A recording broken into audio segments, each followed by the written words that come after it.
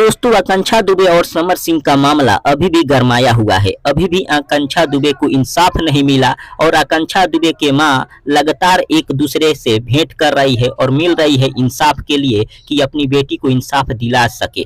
लेकिन अभी भी आकांक्षा दुबे के मां को इंसाफ नहीं मिला।